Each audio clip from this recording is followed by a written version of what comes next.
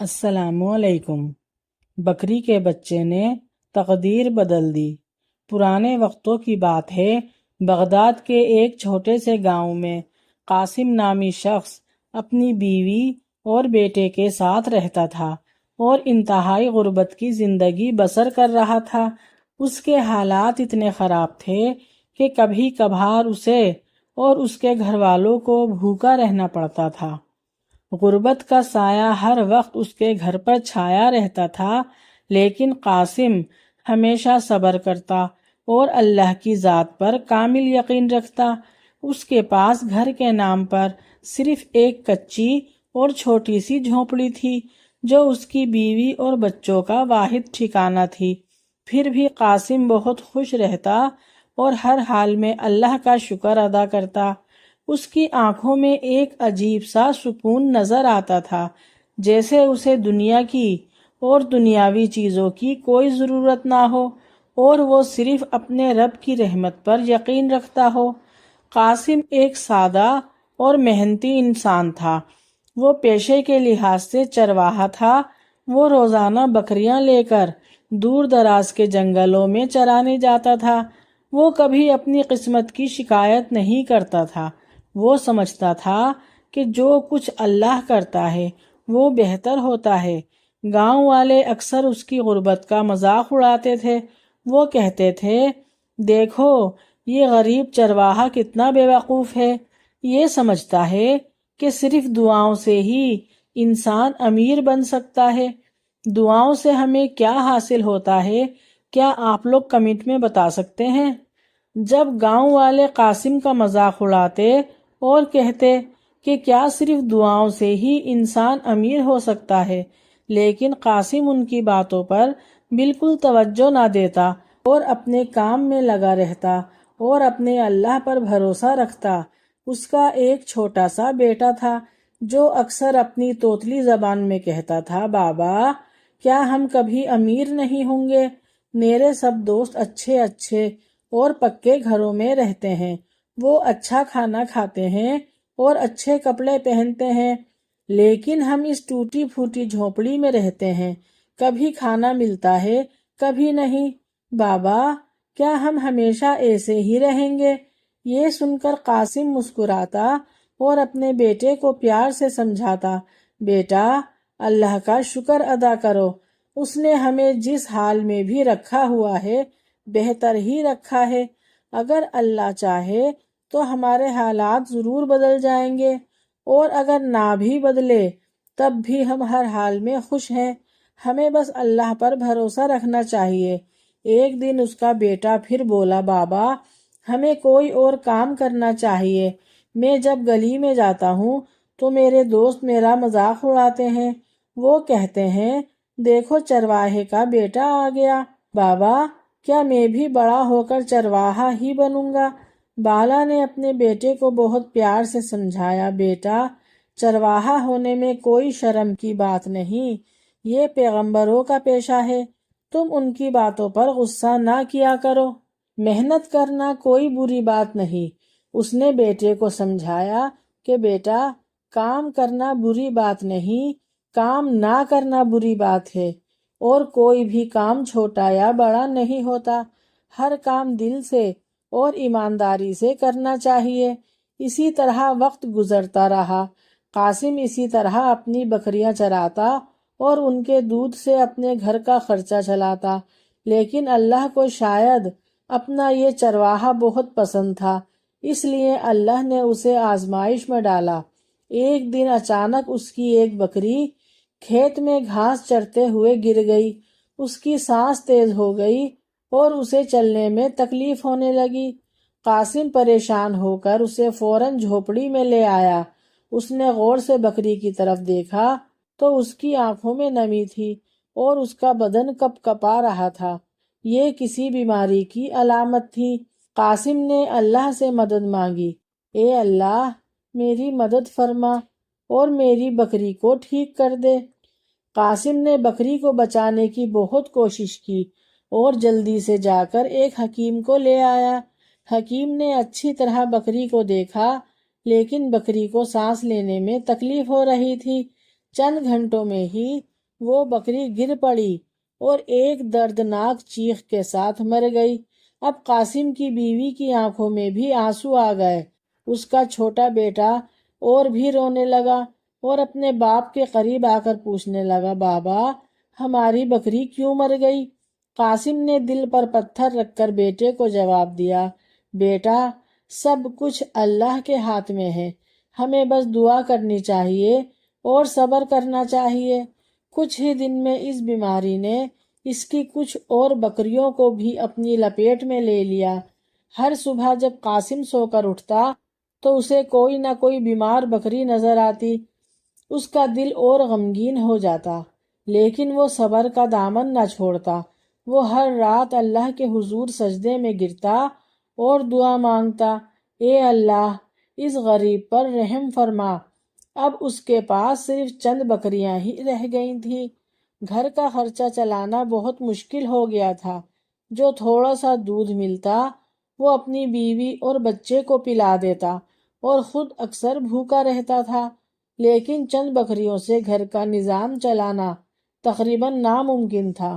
آہستہ آہستہ اس نے گھر کا کچھ سامان بیچنا شروع کر دیا۔ کبھی گھر کا غالیچہ بیچتا، کبھی پرانے برتن اور کبھی لوہے کے اوزار، لیکن قاسم کے حالات دن بدن خراب ہوتے جا رہے تھے۔ آخر کار وہ دن آ گیا جب اس کی جھونپڑی جو اس کا واحد سہارا تھی وہ بھی بیچنی پڑی۔ قاسم قرض کے بوجھ تلے دب چکا تھا اور قرض ادا کرنے کے لیے اس کے پاس کچھ نہ تھا۔ اب وہ اپنی بیوی اور بیٹے کے ساتھ کھلے آسمان تلے آ گیا تھا۔ قاسم کی بیوی بہت پریشان تھی۔ وہ اپنے شوہر سے کہنے لگی، آپ کو ضرور کچھ نہ کچھ کرنا ہوگا۔ اگر حالات ایسے ہی رہے تو ایک دن ہم بھیک مانگنے پر مجبور ہو جائیں گے۔ قاسم جانتا تھا کہ یہ اللہ کی طرف سے اس کے لیے آزمائش ہے۔ وہ صبر کرتا رہا اور اللہ سے دعا مانگتا رہا، اے اللہ میرا واحد سہارا بھی چلا گیا، کھانے پینے کا کوئی بندوبست نہیں، میرے اوپر میری بیوی اور چھوٹے بیٹے کی ذمہ داری ہے، اپنا رحم فرما۔ اگر حالات ایسے ہی رہے تو کہیں میری بیوی کی باتیں سچ نہ ہو جائیں۔ وہ رات قاسم، اس کی بیوی اور بیٹے نے کھلے آسمان کے نیچے گزاری۔ قاسم بہت پریشان تھا۔ وہ اپنی بیوی اور بیٹے کو کھلے آسمان تلے نہیں سلا سکتا تھا۔ اس نے فیصلہ کیا کہ وہ اپنی ایک بکری بیچ دے گا تاکہ کچھ پیسوں کا بندوبست ہو سکے۔ وہ اپنی ایک بکری لے کر بازار کی جانب چل پڑا اور اس بکری کے پیچھے پیچھے اس کا چھوٹا سا بچہ بھی چل پڑا۔ قاسم کا بیٹا اس بکری کے بچے سے بہت پیار کرتا تھا۔ وہ رونے لگا اور کہنے لگا، بابا اس بکری کو نہ بیچیں۔ قاسم نے بیٹے کو سمجھایا کہ بیٹا میں جانتا ہوں کہ یہ بکری ہمارے لیے کتنی قیمتی ہے، لیکن اسے بیچنے کے سوا ہمارے پاس اور کوئی چارہ نہیں۔ ہم کھلے آسمان تلے رات نہیں گزار سکتے، مجھے یہ بکری بیچنی ہی ہوگی تاکہ ہم کپڑے کا خیمہ بنا سکیں۔ بیٹا خاموش ہو گیا۔ اس نے بکری کے بچے کو اپنے ہاتھوں میں اٹھایا اور اس کی ماں کے پاس چلا گیا۔ بکری کا بچہ اپنی ماں سے جدا ہونے پر چیخ رہا تھا۔ قاسم کو بھی اس بکری کے بچے پر بہت ترس آیا، لیکن اس کے پاس بکری کو بیچنے کے سوا اور کوئی چارہ نہ تھا۔ قاسم بکری کو لے کر بازار چلا گیا۔ بازار میں ایک شخص اس کے پاس آیا اور بکری کی قیمت پوچھی۔ قاسم نے اس بکری کے 100 دینار مانگے۔ وہ شخص بولا، اس بکری میں ایسی کیا خاص بات ہے جو تم 100 دینار مانگ رہے ہو؟ قاسم نے کہا، بھائی یہ میری بہترین بکری ہے، یہ دودھ بھی زیادہ دیتی ہے، میرے پاس گھر نہیں ہے، اس لیے اسے بیچ رہا ہوں تاکہ اپنے گھر والوں کے لیے کپڑے کا خیمہ بنا سکوں۔ یہ سن کر اس شخص کو قاسم پر ترس آ گیا۔ اس نے کہا، دیکھو میرے پاس اس وقت صرف 80 دینار ہیں، باقی 20 دینار میں اور دے دوں گا۔ قاسم نے کچھ سوچا اور پھر مان لیا۔ اس شخص نے کہا کہ وہ کچھ دنوں کے لیے سفر پر جا رہا ہے اور بکری اپنی بیوی کے حوالے کر دے گا، جب وہ واپس آئے گا تو باقی پیسے دے دے گا۔ اس شخص نے قاسم سے اس کا پتہ پوچھا۔ قاسم نے بتایا کہ وہ کرما گاؤں کے ایک درخت کے نیچے کپڑے کا خیمہ بنا کر رہے گا اور تمہیں وہیں ملے گا۔ اس شخص نے 80 دینار قاسم کو دیے اور بکری لے کر چلا گیا۔ قاسم نے ان پیسوں سے بازار سے کچھ کپڑا خریدا اور کھانے پینے کا کچھ سامان لے کر اسی درخت کے نیچے پہنچا۔ وہاں اس نے سب سے پہلے کپڑے کا خیمہ بنایا اور جو تھوڑا بہت سامان تھا اسے اندر رکھ دیا۔ پھر اس نے اپنی بیوی کو تسلی دی کہ دیکھو، سر چھپانے کا بندوبست ہو گیا، فکر نہ کرو، اللہ ہمارے حالات ضرور بدلے گا۔ اس کی بیوی بولی، ہاں میں یہ سب جانتی ہوں کہ اس کا بندوبست کیسے کیا ہے تم نے۔ اب ان کے پاس صرف چند بکریاں اور بکری کا بچہ رہ گیا تھا۔ وہ بچہ ایک کونے میں بیٹھا رہتا، قاسم کا بیٹا اسے گود میں اٹھاتا اور سارا دن اس کے ساتھ رہتا۔ وہ اس بکری کے بچے کا بہت خیال رکھتا تھا۔ ایک رات جب قاسم اللہ سے دعا مانگ رہا تھا تو وہ بکری کا بچہ اس کے پاس آ کر بیٹھ گیا۔ قاسم نے دعا کی کہ اے اللہ، میں بہت مجبور ہو چکا ہوں، یہ بکری کا بچہ اپنی ماں سے جدا ہو چکا ہے، ہم پر رحم فرما اور کوئی ایسی صورت پیدا کر کہ یہ بچہ اپنی ماں سے مل جائے۔ یہی وہ لمحہ تھا جب شاید قاسم کی دعا قبول ہو چکی تھی۔ وقت گزرتا رہا اور وہ بکری کا بچہ تھوڑا بڑا ہو گیا۔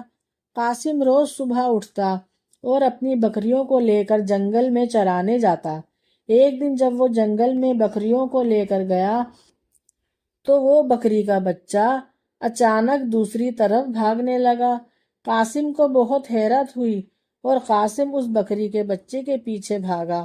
وہ بکری کا بچہ جنگل کے بیچ میں جا کر رک گیا اور ایک بڑے سے درخت کے نیچے کھڑا ہو گیا۔ وہ درخت بہت پرانا لگتا تھا، اس کی چھاؤں بہت پھیلی ہوئی تھی۔ وہ بکری کا بچہ درخت کے تنے سے جا کر بیٹھ گیا۔ قاسم کو کچھ سمجھ نہیں آیا کہ بکری کا بچہ یہاں کیوں آیا ہے۔ قاسم نے بچے کو اٹھایا اور اپنی بکریوں کے پاس واپس لے گیا۔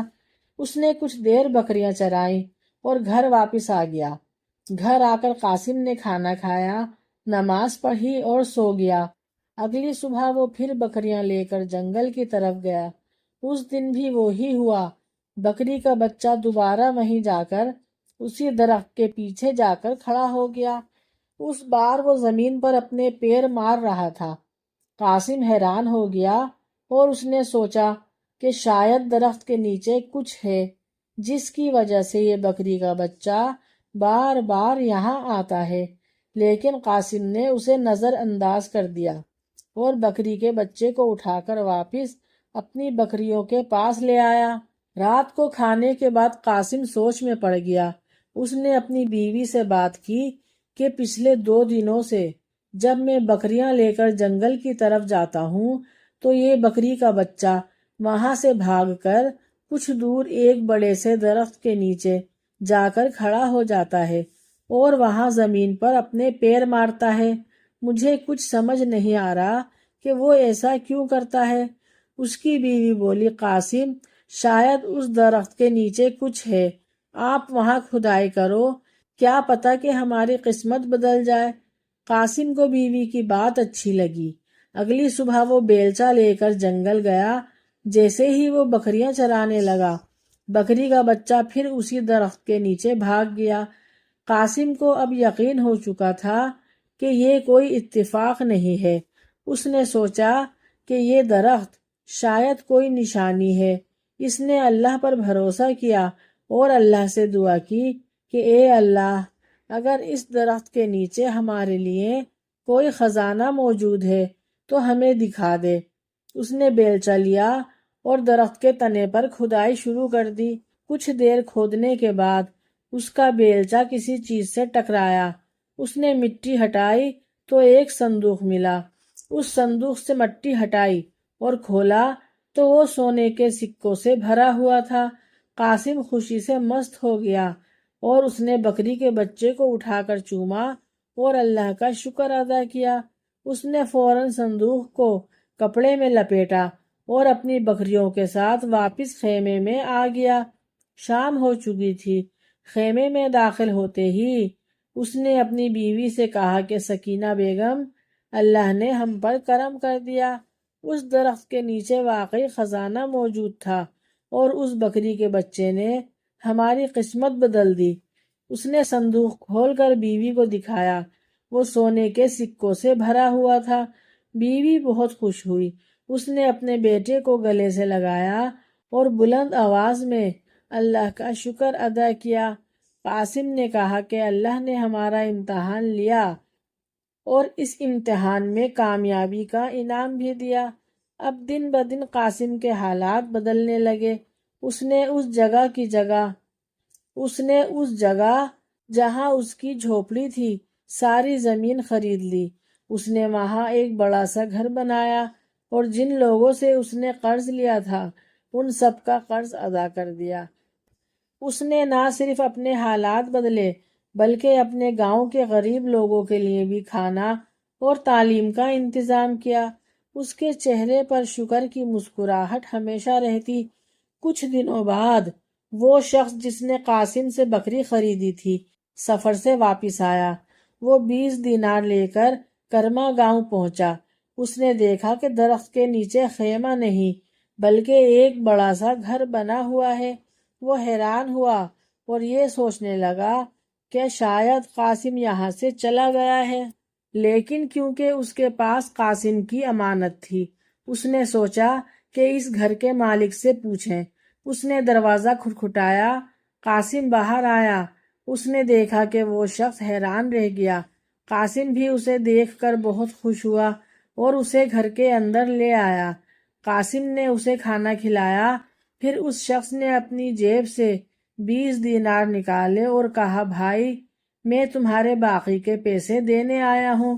قاسم نے کہا، بھائی کیا تم وہ بکری مجھے واپس کر سکتے ہو؟ اس کا بچہ اپنی ماں کے بغیر بہت اداس ہے۔ یہ 20 دینار بھی رکھو اور وہ جو 80 دینار تم نے دیے وہ بھی واپس لے لو، لیکن مجھے وہ بکری دے دو۔ وہ بولا، اچھا ٹھیک ہے بھائی، میں تمہیں بکری واپس کر دیتا ہوں، تم مجھے بس 80 دینار واپس دے دو، میں زیادہ پیسے لے کر گنہگار نہیں ہونا چاہتا۔ قاسم خوش ہو گیا اور وہ شخص فوراً اپنے گھر گیا اور کچھ ہی دیر میں بکری کو لے کر واپس آ گیا۔ قاسم نے اسے 80 دینار دیے اور جب بکری کے بچے نے اپنی ماں کو دیکھا تو وہ خوشی سے دوڑنے لگا۔ بکری نے بھی فوراً اپنے ساتھ لگا لیا۔ یہ منظر دیکھ کر قاسم نے اللہ کا شکر ادا کیا۔ قاسم کی بیوی اور بیٹا بھی بہت خوش تھے۔ اب ان کے حالات بدل چکے تھے۔ ان کی بکری واپس آ گئی تھی اور ان کا گھر بھی مکمل ہو چکا تھا۔ یہ کہانی صرف کہانی نہیں ہے بلکہ ایک سبق ہے۔ ہماری زندگی میں بہت سی مشکلات آتی ہیں، لیکن اگر ہم صبر سے کام لیں اور اللہ پر یقین کریں تو اللہ ہماری تقدیر ضرور بدلتا ہے۔ ہاں تو دوستو، آپ سب کو یہ کہانی کیسی لگی؟ اگر پسند آئی ہے تو اس کہانی کو لائک کریں اور اپنے دوستوں کے ساتھ ضرور شیئر کریں، اور اگر میرے چینل پر نئے ہیں تو میرے چینل کو سبسکرائب کریں۔ نیکسٹ ویڈیو کے لیے اللہ حافظ۔